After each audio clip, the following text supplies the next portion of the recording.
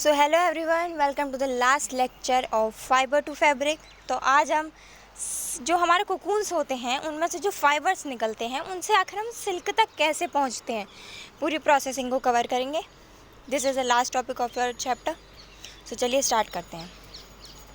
For obtaining silk, moths are reared and their cocoons are collected to get silk threads. ये चीज़ तो हमने पहले ही पढ़ ली कि अगर हमको क्या चाहिए, सिल्क चाहिए, तो जो मॉथ्स होते हैं, सिल्क मॉथ्स जो होते हैं, उनको पाला जाता है सबसे पहले। उसके बाद उन पर से जो कोकून होते हैं उनके थ्रेड्स को उस पर से निकाला जाता है। Rearing silk worms. अब सिल्क वॉर्म्स को कैसे हम रियरिंग का काम कैसे हम कर सकते हैं सही तरीके से, वो बताया इसमें। A female silk moth lays hundreds of eggs. एक जो फीमेल सिल्क मॉथ होती है, आपको ये चीज़ अच्छे तरीके से पता है कि कई सारे एग्स देती है एक बार में, hundreds of eggs at a time. The eggs are stored carefully on strips of cloth और paper and sold to silkworm fibers. जो एग्स होते हैं उसके, जो सिल्क वॉर्म होती है उसके जो एग्स होते हैं, उनको बहुत अच्छे तरीके से स्टोर किया जाता है carefully on strips of cloth और पेपर। मतलब हम उनको कहाँ कहाँ रख सकते हैं, या तो क्लॉथ पर रख सकते हैं हम उनको अच्छे तरीके से, या फिर हम क्या करेंगे, एक पेपर में अच्छे तरीके से रैप करके रखेंगे। यही तो हम कर सकते हैं एग्स का।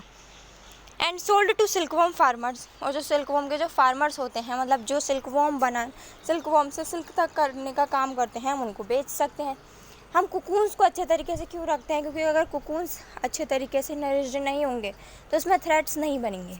तो इसलिए हम कोकून्स को अच्छे तरीके से पहले नरिश करने के लिए हमको उनकी देखभाल करनी ज़रूरी है।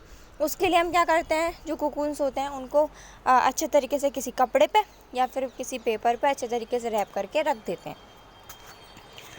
The farmers keep eggs under hygienic condition. अब जो फार्मर्स हैं वो उन एग्स को कहाँ रखते हैं, हाइजेनिक कंडीशन का मतलब क्या होता है, मतलब ऐसी सुरक्षित और साफ़ जगह पे रखते हैं जहाँ पर वो अच्छे तरीके से ग्रो कर सकते हैं आगे।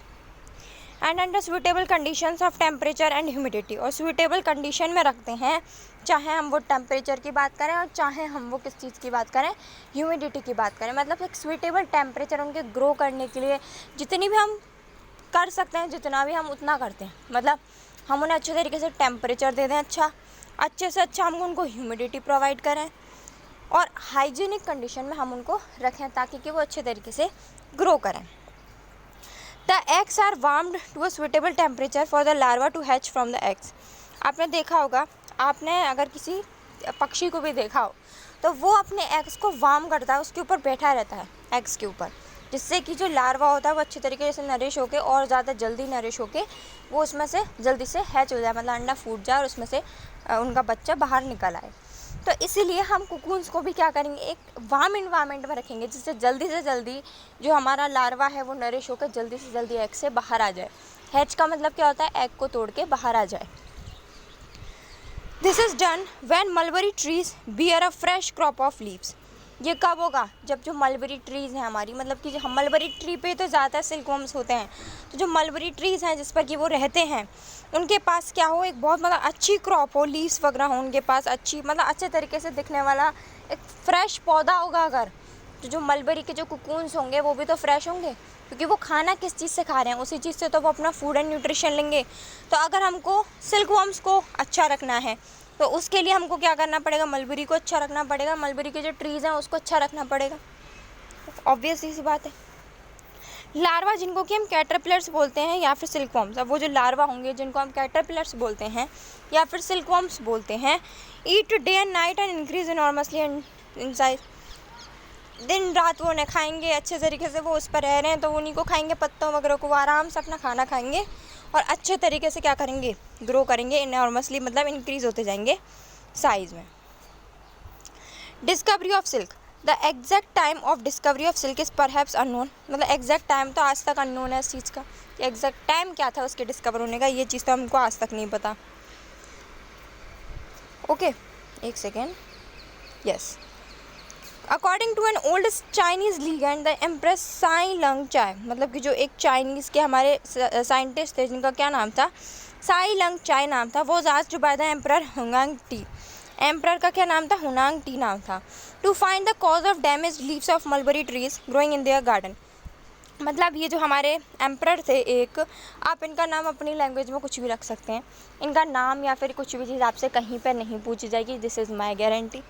ऐसा आपसे कोई भी क्वेश्चन नहीं पूछा जाएगा। डिस्कवरी ऑफ सिल्क से हमारा इस तरीके का क्वेश्चन आ सकता है कि हाँ, कि किस तरीके से हमें मलबरी का पता चला। वैसे ये टॉपिक इतना बहुत ज़्यादा रेयर है, इससे इतने ज़्यादा क्वेश्चन नहीं आते हैं। तो आप केवल इस चीज़ को अपनी नॉलेज के लिए ध्यान रखिए कि एक एम्परर थे जिसका कोई भी नाम था, उन्होंने अपने एक एम्प्रेस से, मतलब उनके यहाँ जो काम करने वाले थे उनसे बोला, क्या बोला कि जो उनके गार्डन में जो मलबरी ट्रीज़ हैं जो डैमेज हो रहे हैं उसका क्या रीज़न है, इस चीज़ को वो पता करें।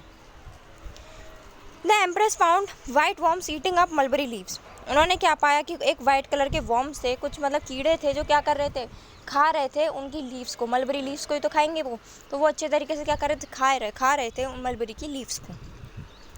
She also noticed that they were spinning shiny cocoons around them। मतलब वो क्या कर रहे थे, अपने आसपास क्या चीज़ छोड़ते हुए चल रहे थे, शाइनी कोकून्स, मतलब एक चमकदार क्या कोकून्स, मतलब अपने एग्स को छोड़ते हुए भी चल रहे थे। Accidentally, a cocoon dropped into her cup of tea and a tangle of delicate threads separated from the cocoon। मतलब जैसे ही एक बार क्या हुआ कि उनका जो एक कोकून था, उनका सिल्कवर्म का एक कोकून गलती से उनकी चाय में गिर गया, कप ऑफ टी में गलती से गिर गया। तो वो क्या हुआ, उसमें जितने भी कोकून के आसपास थ्रेड्स थे, मैंने आपको क्या बताया था, जैसे ये कोकून है हमारा, इसके आसपास इस तरीके से रैप होते हैं उनके थ्रेड्स उनको प्रोटेक्ट करने के लिए। तो जो कोकून्स थे हमारे, जो क्या कर रहे थे, उसको जो थ्रेड्स से जो प्रोटेक्ट कर रहे थे कोकून को, वो खुल गए और अलग हो गए। किस चीज़ से, कोकून से अलग हो गए उनकी चाय के अंदर। नेक्स्ट क्या बोला, and was kept a closely guarded secret for hundreds of years. वहीं से क्या हुआ, सिल्क के थोड़ी सी खोज की शुरुआत हुई। वहाँ पर देखा गया कि थ्रेड्स किस चीज़ के हैं, उसको फिर नाम दिया गया कि आखिर हम इनको क्या बोल सकते हैं, वाइट कलर के वॉर्म्स को। तो यहीं से इसकी डिस्कवरी हमारी स्टार्ट हुई थी। Later on traders and travellers introduce silk to other countries. The route they travel is still called the silk route. तो मतलब आज भी वो जो रूट है, उस रूट को हम क्या बोलते हैं, उस रूट का नाम ही रख दिया गया है, क्या चीज़, सिल्क रूट उसका नाम रख दिया गया है।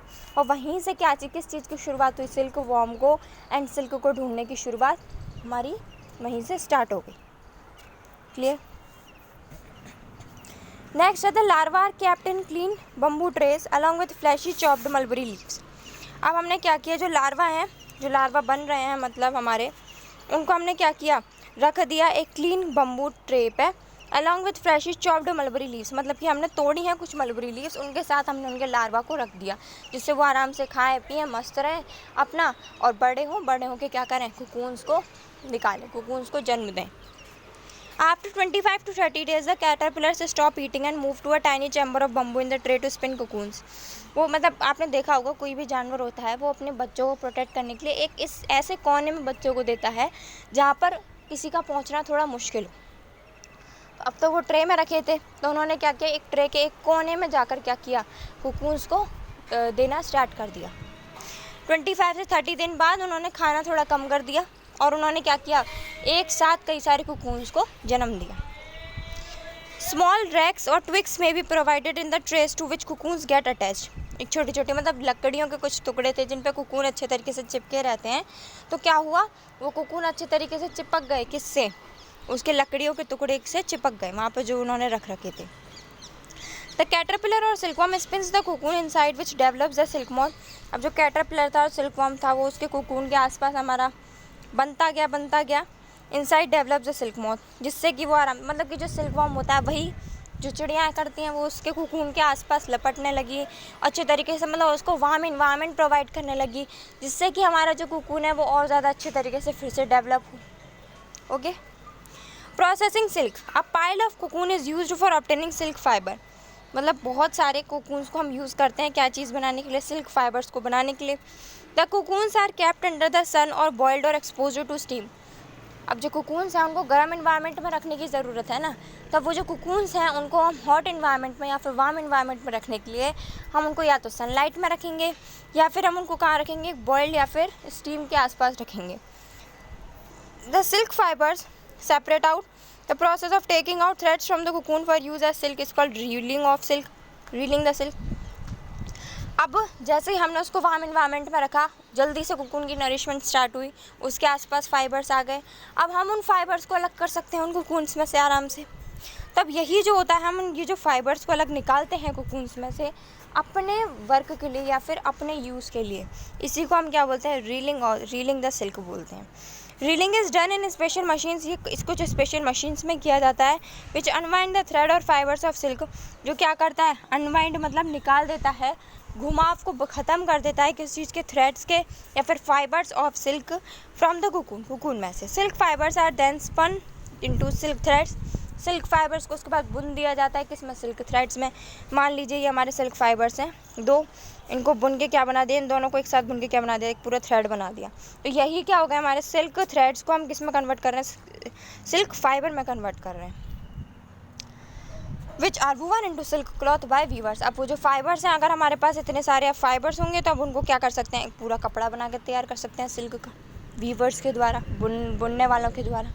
इसमें तो आई डोंट थिंक सो कि आपको कोई भी प्रॉब्लम होगी। आप पहेली क्या कुछ जानना चाहती है, Paheli wants to know if the cotton thread and silk thread are spun and woven in the same manner, कि क्या जो कॉटन का जो थ्रेड है और जो सिल्क का थ्रेड है, क्या उनको सेम मैनर में, जैसे सिल्क के थ्रेड को बुना जाता है, क्या ऐसे ही कॉटन के थ्रेड को भी बुना जाता है। अब इन सब के क्वेश्चन के आंसर आपको पता होने चाहिए, थोड़ा सा सोचने की कोशिश कीजिए। सो ये था पहेली का क्वेश्चन। यहाँ पर आपका चैप्टर ख़त्म होता है। Fibre to fabric chapter number 3 is also completed now. अब इसके कीवर्ड्स और क्वेश्चन आंसर्स हम करेंगे। आपका नेक्स्ट चैप्टर है हीट, इसको कि हम बहुत जल्द स्टार्ट करेंगे। आपके नेक्स्ट चैप्टर नंबर 2 का न्यूट्रिशन इन एनिमल्स का टेस्ट बहुत जल्दी होने वाला है, तो उसकी तैयारी बहुत अच्छे तरीके से होनी चाहिए आपकी। न्यूट्रिशन इन प्लांट्स का जिन बच्चों ने टेस्ट नहीं दिया है, उसकी लिंक अभी भी है, अभी भी एक्टिव है, आप उसको दे सकते हैं, जब चाहें तब दे सकते हैं। और thank you and don't forget to like, share and subscribe my channel and stay tuned for the next lecture.